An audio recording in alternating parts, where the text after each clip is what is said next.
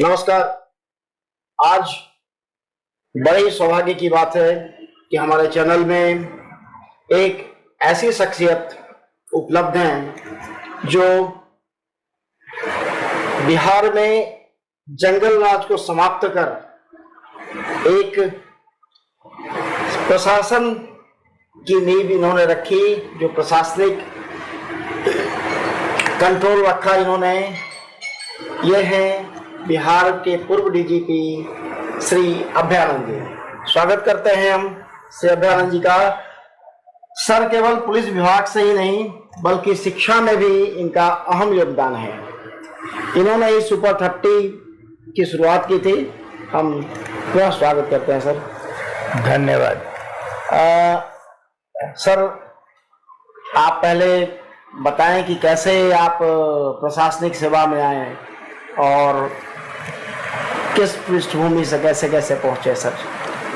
मेरी पढ़ाई खास करके ग्रेजुएशन पटना यूनिवर्सिटी के साइंस कॉलेज में हुई।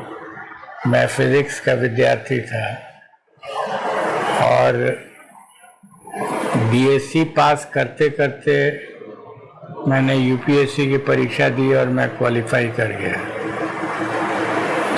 एमएससी मैंने नहीं किया। मैं चला गया वहाँ से ट्रेनिंग करने हैदराबाद और वहाँ से फिर बिहार कैडर अलॉट हुआ तो बिहार में ज्वाइन कर लिया as an IPS officer. Sir, उस समय के आईपीएस ऑफिसर में का जो क्रेज ये था पोजीशन, आज के आईपीएस ऑफिसर में क्या फर्क महसूस करते हैं सर?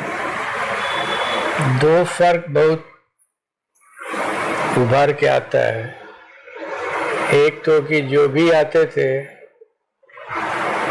उनमें अपने तरीके से क्राइम को रोकने की जो ट्रेनिंग उनको मिली थी उसको वो अपना कर्तव्य मान करके पूरा करते थे।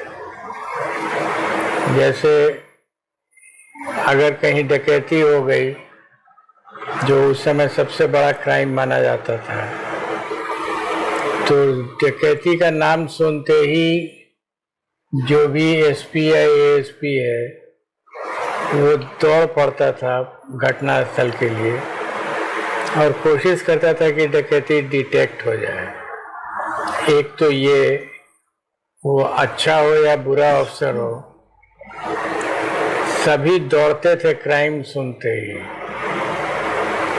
और दूसरा जो अंतर है वो है कि किसी पॉलिटिशियन से किसी का संबंध नहीं रहता था। पॉलिटिशियन अपना काम करते थे, पुलिस ऑफिसर अपना काम करता था, संबंध बिल्कुल नहीं रहता था। और आज तो सर पॉलिटिशियन हावी है। हावी से ज़्यादा संबंध हो गया है। आप एएसपी बने और सब डिवीजन में गए और आपका संबंध हो जाता है किसी राजनेता से, ज़्यादातर जात के नाम पर होता है। उस समय ये नहीं होता था। सर, एक और आश्चर्यजनक चीज़ नहीं हो रही है। जो आईपीएस हैं वो पॉलिटिक्स में घुसने के लिए अपने आईपीएस के अच्छे कैरियर को छोड़कर नेताओं के पीछे चले जाते हैं और बाद में पता चलता है कि ना वो नेता बनते हैं और ना आईपीएस रहते हैं। ये हो रहा है। मैंने कहा ना कि एक आईपीएस ज्वाइन करता था तो वो अपने प्रोफेशन में लग जाता था, वो राजनेताओं के पीछे नहीं लगता था और नहीं संबंध रखता था। लेकिन अभी वो संबंध रखता है और इसीलिए उसको, अगर लोकल डायलेक्ट का वर्ड यूज करें, चस्का लग जाता है। तो चस्का लग जाता है पॉलिटिक्स करने का। अभी कुछ साल पहले बिहार के एक डीजीपी थे, वो भी राजनीति के चक्कर में, सांसद बनने के चक्कर में डीजीपी का करियर छोड़ दिए और ना वो सांसद बन सके ना डीजीपी रह सके। तो इतने बड़े पद से सर, क्या डीजीपी का पद सांसद से छोटा है? छोटा हो या बड़ा हो, अलग तो जरूर है। और अगर आपने एक प्रोफेशन चुना है तो उसमें अगर आप लगे रहेंगे तो अच्छा ही रहता है। वो एक मार्ग है जिस पर चलते रहना चाहिए।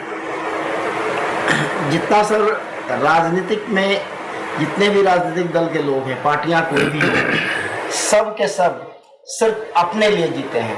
और आपने तीनों दौर देखा है, कांग्रेस के समय भी आप देखें, आरजेडी का समय भी देखा है आपने, और जदयू के समय भी देखा है। जदयू के समय तो आप खुद ही जीते रहे हैं। तो सर इन तीनों में क्या फर्क महसूस हुआ था आपको? सच पूछिए तो कुछ नहीं, सब एक ही थाली के चट्टे, सब एक ही थाली के चट्टे बट्टे। मतलब केवल पार्टियां बदलती हैं, नाम बदलते हैं, नाम बदलता है। देखिए ना, एक बहुत साधारण सी बात है, जिस तरीके से हम लोग इलेक्शन में रिजल्ट्स लाते हैं उसका नाम है फर्स्ट पास द पोस्ट। मतलब एक दौड़ हो रही है, उस दौड़ में जो सबसे पहले पहुंच गया उसको 20% वोट मिले, एंड लाइन को क्रॉस कर गया, सबसे पहले वो जीत गया। तो जो आदमी या जो पार्टी 50% लोगों को भी रिप्रेजेंट नहीं करती है, वो पार्टी जीत जाती है और वो सरकार बनाती है। तो फिर वो पार्टी करती क्या है, वो 100 लोगों के बीच से एक गणना करती है कि हम XYZ 3 आदमी को, 3 कम्युनिटी को मिला लेंगे तो हम 45% पहुंच जाएंगे और हम जीत जाएंगे। वो टारगेट ही नहीं करती है कि हमको 75%, 80% पॉपुलेशन वोट दे। 40% भी मिल जाता है तो खुश रहते हैं लोग कि 40% वोट मिला, फिर 40% मेजॉरिटी नहीं है। तो ये रूल ऑफ द मेजॉरिटी नहीं है यहाँ। आज तो सर केंद्र में जो सरकार है वो 33% वोट से है। सही बात है, वही मैं कह रहा हूँ।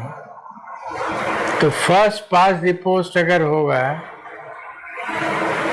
तो यही होगा जो हो रहा है।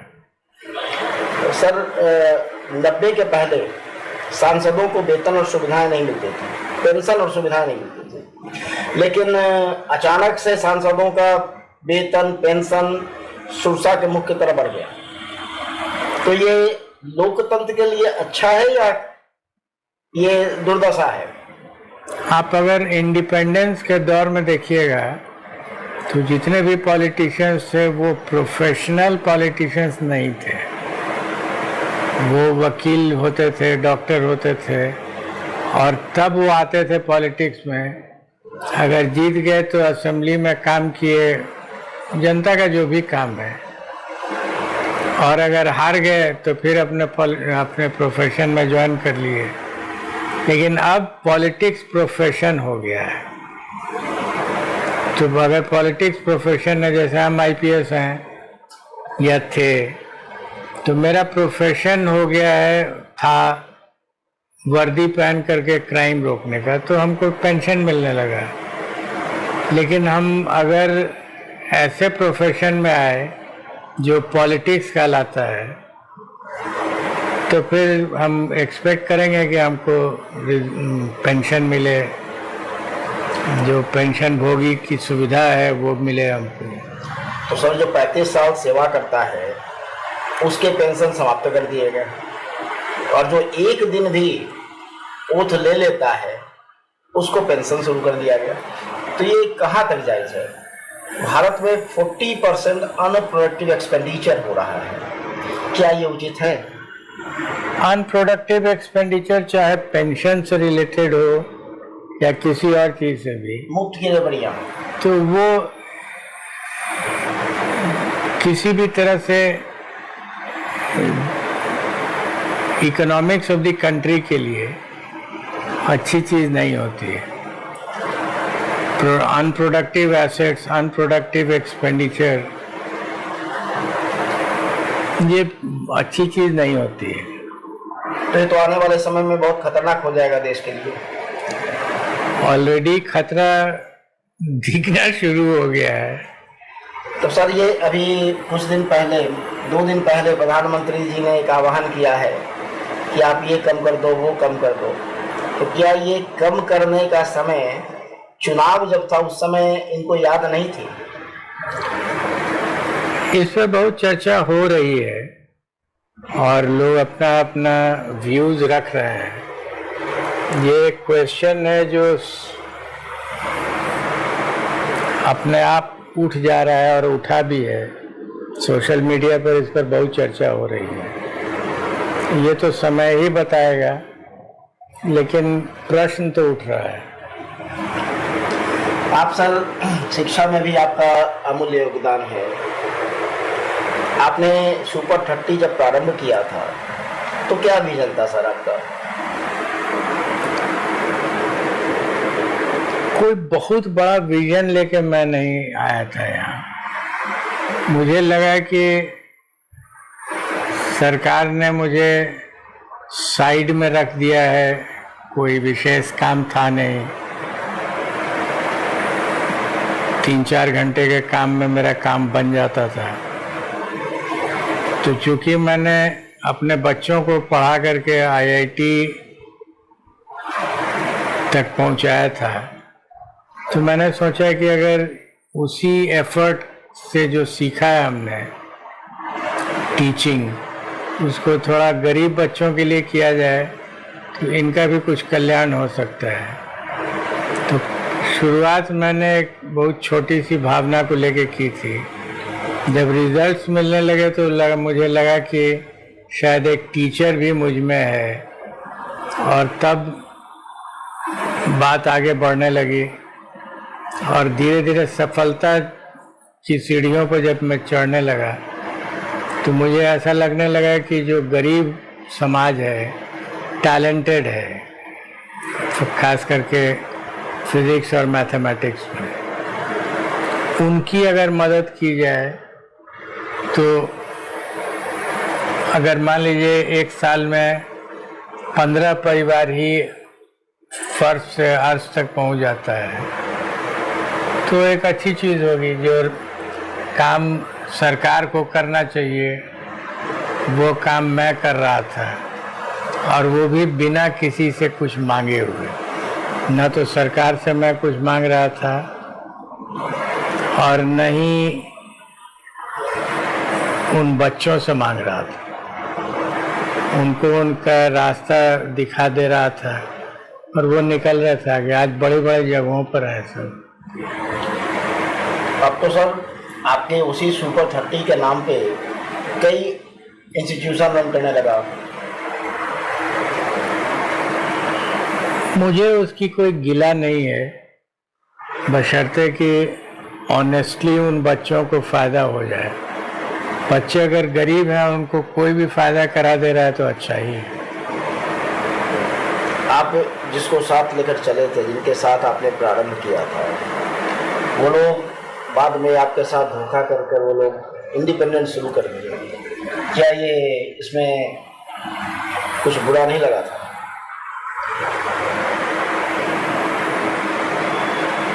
देखिए, इसको मैंने बहुत एनालाइज किया है।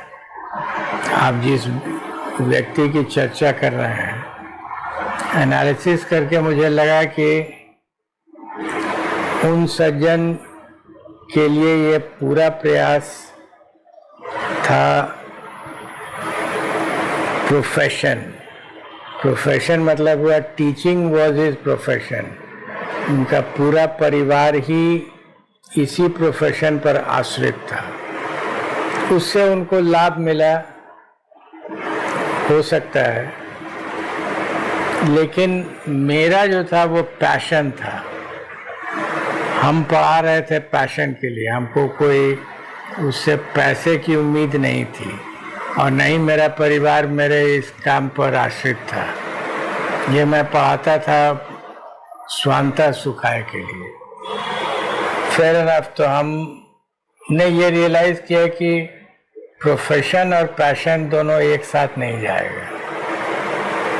मैंने उनको कह दिया कि आप अपना कार्यक्रम अलग कीजिए और हम अपना अलग करेंगे। हम पैशन के लिए कर रहे हैं, आप प्रोफेशन के लिए कर रहे हैं, आप अपने तरीके से कीजिए, आपको आपका फल मिलेगा, हमको अपना फल मिल जाएगा। शिक्षा में भी सर डिटोरेशन आया है। पहले का पटना यूनिवर्सिटी का जो सिचुएशन था, जो वहाँ से एजुकेशन का स्टैंडर्ड था, वो और आज में कितना फर्क आ गया है। अंग्रेजी में कहावत है, टाइम इज चेंज।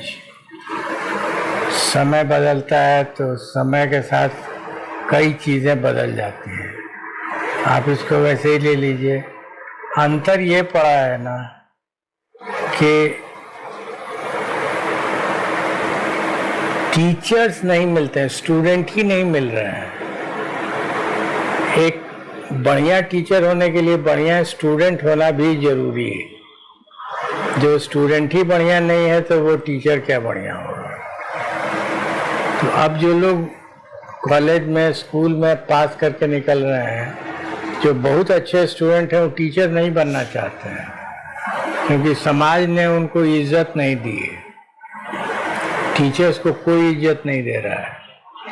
तो आप कैसे एक्सपेक्ट करते हैं कि एक अच्छा स्टूडेंट होगा तो वो कहेगा कि हम यूपीएससी में चले जाएंगे, हम आईएएस आईपीएस बन जाएंगे, कुछ नहीं होगा तो हम डॉक्टर इंजीनियर बन जाएंगे। लेकिन जब कुछ नहीं बचेगा उसके लिए, तब वो टीचर बनना चाहता है।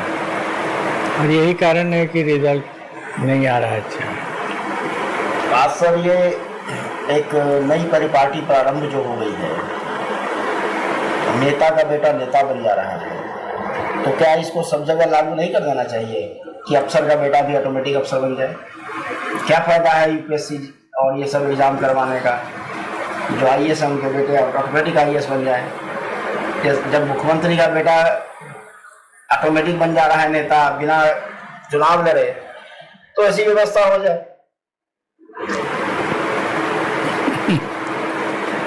हो सकता है हो ही जाएगी, अभी तुरंत नहीं हुआ, फिर कुछ दिन के बाद होगा। नहीं, बैकडोर से तो इस सरकार में बैकडोर से, इसीलिए हम कह रहे हैं कि बैकडोर से हो रहा है तो फ्रंट डोर से भी होने लगेगा। कई सेक्रेटरी बैकडोर से आए हैं, जो कॉर्पोरेट में थे वो अचानक से सर्विस में आ गए। समय के साथ बदलाव होता है, अगर अच्छे के लिए बदलाव हो तो ठीक है, लेकिन इससे अच्छा तो हमको नहीं लगता है कि होगा।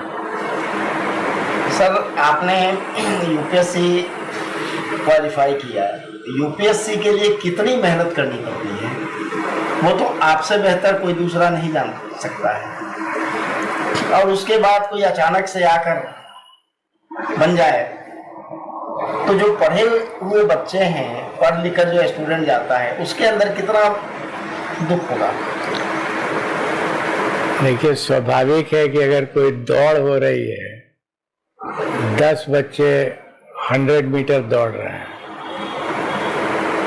तो उनको मालूम है कि मेरा कंपटीशन इसी 10 में है, और अंतिम 5 मीटर में कोई बगल से घुस गया और वो दौड़ के पहुंच गया, तो तकलीफ तो होगी। और एक और चीज़ें शुरू हुई है सर, जो जिसको रिजर्वेशन कहते हैं, वो रिजर्वेशन देश के लिए फायदेमंद है या जो योग्य व्यक्ति हैं उनका गला घोटने का तरीका है? संविधान में रिजर्वेशन का जिक्र है, और उस समय की जो परिस्थिति थी उसके हिसाब से वो बनाया गया था, लेकिन वर्ष उसका लिमिट कर दिया गया, इतने वर्षों तक होगा। तो 10 साल था सर। हाँ, तो लेकिन आज 70 साल होने के बाद भी बदस्तूर जारी है, क्या ये उचित है? पार्लियामेंट के लिए छोड़ दीजिए, लोग विद्वान लोग बैठते हैं वहाँ, चर्चा करेंगे। सर, पार्लियामेंट में भी विद्वान लोग बैठते हैं। हम तो मानेंगे यही, माननीय सदस्यगण, अच्छा सर, कोई वाकया आपको ऐसा नहीं लगा, क्योंकि नेताओं के सामने आप लोग जो पढ़ कर आए, सबसे बड़े कंपटीशन को क्वालिफाई किया, क्रैक किया, और एक अंगूठा छाप नेता आपके ऊपर आकर ऑर्डर करता होगा, तो कैसा लगता होगा? देखिए, व्यवस्था को समझिए। जैसे मैं एक आईपीएस ऑफिसर रहा, SP, DIG, IG, ADG, DG, सबसे ज़्यादा इंटरेक्शन एज डीजी था। मुख्यमंत्री के पास ही जाना पड़ता था। तो वो जो भी नीति बनाते थे या बात करते थे, वो नीति अगर मुझे उचित नहीं लगा तो मैं मुंह पर बोलता था कि ये नीति से रिजल्ट नहीं आएगा। मैंने अपनी किताब में भी इस बात की चर्चा की है। जब बुलाया गया मुझे और बात की गई कि इस तरीके से अगर पुलिसिंग किया जाए तो रिजल्ट आना चाहिए, एंड आई वुड से कि नहीं, इससे नहीं मिलेगा रिजल्ट, और मिलेगा तो इस दूसरे तरीके से मिलेगा। अब उनका भरोसा था मेरे ऊपर, उनको विश्वास तो नहीं होता था, लेकिन वो एक्सेप्ट कर लिए और गाड़ी चलने लगी। तो मैंने बहुत सारे एक्सपेरिमेंट्स किए, उसके रिजल्ट्स मिले। आज भी लोग इस बात की चर्चा करते हैं कि 2006 से 2010-12 तक रिजल्ट्स दिखे। यही 5-6 साल में हमने अपना एक्सपेरिमेंट्स किया था और बहुत सारे कानून में प्रयोग किए थे। सर, एक्सपेरिमेंट के दौर में आपने एक एक्सपेरिमेंट और किया था कि पुलिस के सभी विभाग को एक जगह इकट्ठा कर बना दें पुलिस मुख्यालय को। ये कंसेप्ट कैसा था आपका? उस जगह पर एक पुलिस की बिल्डिंग थी जो बेतरतीब तरीके से बना दी गई थी। तो मेरे मन में जब मैं नौकरी में था तो एक भाव था कि अगर मैं डीजीपी बना कभी, तो इसी जमीन पर एकीकृत करके एक बिल्डिंग बनाएंगे जिसमें पूरा पुलिस विभाग डीजीपी से लेकर नीचे तक एक बिल्डिंग में आ जाएगा। तो मुझे खुशी है कि सरकार ने मेरे इस प्रस्ताव को तुरंत मान लिया और वो बिल्डिंग बन गई। आज सरदार पटेल भवन के नाम से जानी जाती है। लेकिन एक बात मैं आपको बताऊं कि ये बिल्डिंग कंप्लीट हुई मेरे रिटायरमेंट के बाद, शुरू हो गया था मेरे पीरियड में। इन मैंने एक, आप उस पर प्रश्न भी कर सकते हैं, मैंने एक अपने अंदर निर्णय लिया था कि उस प्रांगण में एक पाँव भी नहीं रखूंगा कभी, जबकि वो कंप्लीटली मेरा ब्रेन चाइल्ड था। और अभी आपको मैंने बताया, आज तक उसके सामने से बेली रोड पर चला जाता हूँ, लेकिन उस प्रांगण में मैंने आज तक पैर नहीं रखा है। तो ऐसा क्या हो गया था कि आपका ही कंसेप्ट, आप ही का सब किया हुआ, और आपने कसम खा लिया कि हम वहाँ कदम नहीं रखें? मैंने अपने पोस्टेरिटी के लिए, पोस्टेरिटी मतलब जो हमारे बाद आएंगे, क्योंकि जिस कंडीशन में हमने पुलिस के मुख्यालय को देखा था सचिवालय में, आज मैं आपको खोल करके बता रहा हूँ। आप गौर से देखिएगा सेक्रेटेरिएट को, तो बीच में सीएम बैठते हैं, एक साइड में पुलिस विभाग था और एक साइड में रेवेन्यू और फाइनेंस था। रेवेन्यू और फाइनेंस की तरफ से सीएम की तरफ आइए, एकदम साफ सुथरा चमकता हुआ मिलता था। और पुलिस के साइड से आप आइए तो आपको मैं बताऊं, शब्दशः सही है, स्टिंग करता था। एक दो बाथरूम था, कभी साफ नहीं होता, स्टिंग करता था, कचड़ा भरा रहता था। अपना शरीर हिलाते हिलाते किसी तरीके से आप सीएम के तक जाना था तो वैसे जाते थे। और ये मुझे स्ट्राइक करता था कि ऐसा क्या है कि एक ही सचिवालय है, तो एक साइड से गंदगी है पुलिस के साइड से, और रेवेन्यू साइड से और फाइनेंस साइड से एकदम साफ सुथरा रहता था। मुझे बहुत तकलीफ होती थी। मैंने तय कर लिया था कि हमारे पास अपनी भूमि होगी, हम अपना बनाएंगे उसको। बना भी लिया और अंतिम समय में बना। और शायद यही सब कारण था कि तय कर लिया था कि हमने अपनी तरफ से प्रयास करके दे दिया। अब हमारे बाद जो लोग आएंगे उनको मिलेगा, यूज़ करें हम।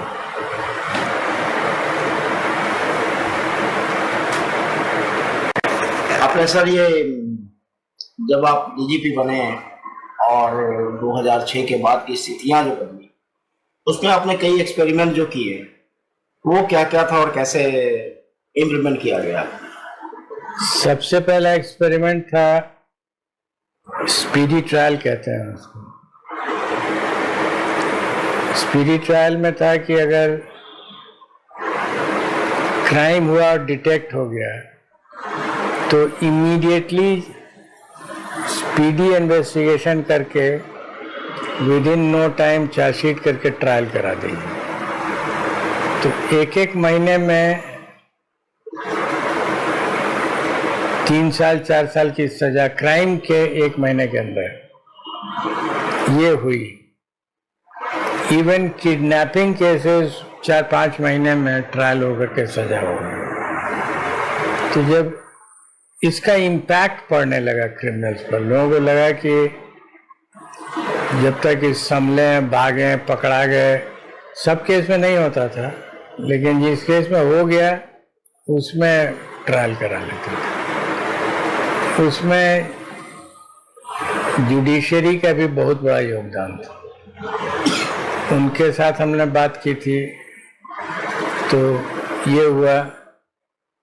सिमिलरली फोर्स की बहुत कमी थी, तो सैप का जो कॉन्सेप्ट था ये मेरा क्रिएशन था। सैप का कॉन्सेप्ट, फिर बेल कैंसिलेशन का concept, while on bail committing similar offences. तो इस तरह के और भी कई छोटी छोटी घटनाएं हुई, सॉरी उस एक्सपेरिमेंट्स हुआ। इसमें सर थाने से लेकर ऊपर तक लगभग सभी जगह आजकल सबसे ज्यादा प्रेशर पॉलिटिशियन का रहता है। उनके ऑर्डर पे ही लोग एफआईआर लिखते हैं, उनसे पूछकर सब काम करते हैं। तो क्या ये पुलिस के लिए उचित है? और खासकर अब तो शराब के केस में खुद थाने के लोग इन्वॉल्व रहते हैं। पता नहीं, मेरा कांटेक्ट नहीं है, मैं इंटरेस्टेड भी अब नहीं रहता हूँ। अगर हो रहा है तो ठीक नहीं है, बट मेरे पास कोई जानकारी नहीं है। मैं पढ़ाने में विश्वास रखता हूँ, पढ़ा रहा हूँ और घर पे रहता हूँ। तो अभी जो सर आप फिर से पढ़ाने का किए, इसमें क्या रिजल्ट अब आ रहा है? बढ़िया रिजल्ट है। बच्चे का परिवार और उसकी आर्थिक स्थिति इम्प्रूव कर जाती है। 2 साल रहता है मेरे साथ, बढ़िया कर जाता है। कितने बच्चे को आप ले रहे हैं? 10 के करीब रहते हैं। मतलब अब सुपर 10 मिलता नहीं है। 30 जो हम खोजते हैं वो नहीं मिलते हैं। मतलब शिक्षा में इतनी गिरावट है। आप इसको जैसे इंटरप्रेट कर लीजिए, लेकिन वो 30 जो हम खोजते हैं जिस लेवल पे, वो नहीं मिलता है। तो शिक्षा में गिरावट तो है, इस बात को तो महसूस करेंगे ही कि पहले का जो एजुकेशन सिस्टम था और अब का जो एजुकेशन सिस्टम हो रहा है वो दिन पर दिन घटता चला जा रहा है, बढ़ नहीं रहा है। मे भी हमको उससे क्या मतलब है? अगर एक बच्चा भी मेरे 1 साल के एफर्ट से फर्श से अर्श तक पहुंच जाता है, हमको खुशी होती है। मैं कोई सरकार का एफर्ट थोड़ा ही कर रहा हूँ। जी। जैसा मैंने कहा, मैंने सरकार से कुछ मांगा नहीं और कोई मतलब भी नहीं। आपके लिए शिक्षा निस्वार्थ सेवा है, कोई प्रोफेशन नहीं। प्रोफेशन तो नहीं है, बिल्कुल नहीं है।